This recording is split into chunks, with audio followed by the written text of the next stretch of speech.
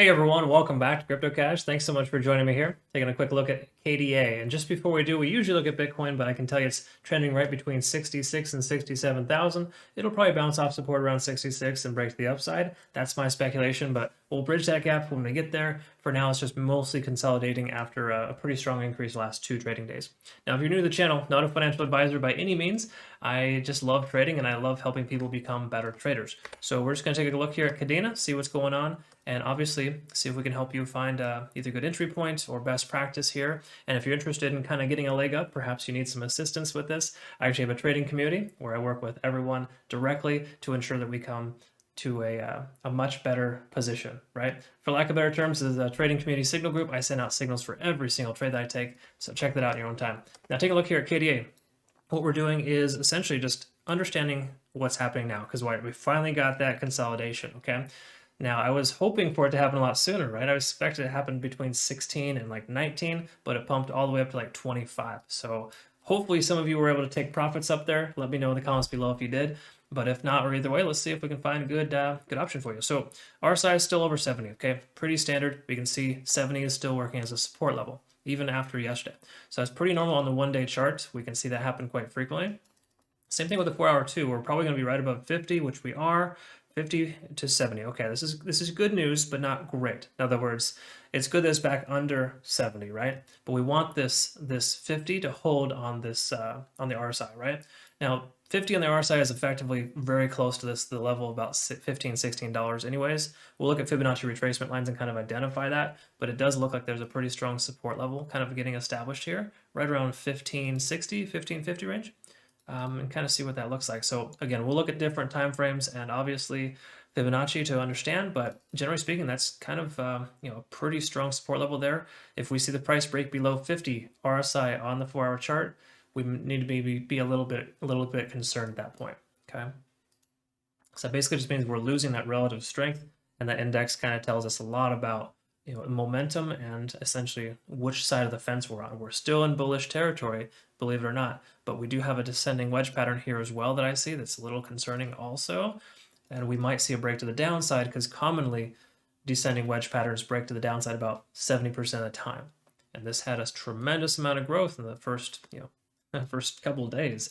So, I wouldn't be surprised if it does break to the downside, but we'll look at some other things too to see it. So far at this point, we've got mostly neutral indications, right? Let's look at the 4-hour moving averages. We're good there. Don't need to worry about that for a while. Moving on to the 1-hour, let's see where we're out in the cloud. We're probably going to be below the cloud, which we are. So it's considered a no buy zone. So if all goes well, KDA consolidates here and continues to consolidate until the price gets back below the cloud, or correction, above the cloud. The cloud is below, and then that would be a case in point where we'd want to consider taking entry. But you're kind of buying into resistance levels when you got the cloud above.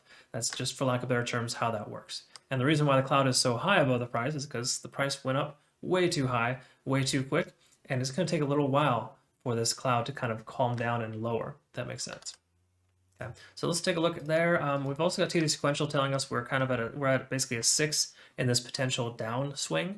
I don't foresee it going much lower, but it very well could, because the last one came to fruition at about 9 here, reversed back up, tried to pump up to a 4, and then we've seen retracement ever since.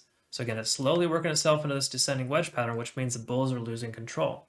The bears are kind of effectively taking control. So I wouldn't be surprised if we eventually see it fall off a cliff here at 1550, or in some cases it's kind of random, but it does happen. The price can ramp up again too. So not saying that we're in the doghouse at all, but just generally speaking, we have more bearish than bullish indications here, and that descending wedge pattern isn't a favorite of mine. In fact, I can give you a visual representation if you want to see it.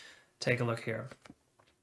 So you look at this right there, descending triangle, continuation, bearish, right? Comes down, works itself into a little channel, and then breaks to the downside. So this is very much a very similar scenario there. Just keep in mind too, though, this, instead of this example coming from the upside, right? We've actually got the example coming from the downside. So truth be told, this is better for it to come up like this and consolidate, because it could eventually break upwards, versus the inverse, because it's not actually coming down, right?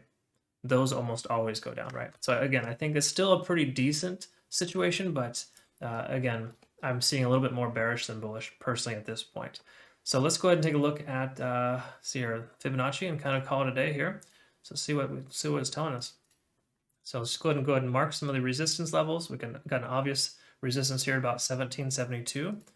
And then we also have a pretty strong halfway point. The 0.5 is another strong resistance, about $20.50. Okay. So yeah, we'll just go ahead and leave those ones up there, kind of focus on that for now. See where that gets us. So I'll just keep making daily updates here with Kadena to kind of see where we're at. But this could literally go one of two ways. It could break down or break up, right? That's kind of just how coins go. It seems pretty obvious, but I think the likelihood of it going up, at least quickly, is less likely. But again, Kadena has done it's done very well in the past, but I think it did so well that it has to come back down, right? It has to be where it's at right now. There's no other way around it. So, is it going to come crashing down per se? Maybe not. I mean, if it does go down, in fact, let's look at this here. Let's go with the worst case. Let's say the price does come down, right? Then our next major support level would be about $13.10. Okay, so let's keep that on the charts there to make sure. So this is going to be our support channel, right? And this is our resistance channel. And the price is going to kind of trend in between for now.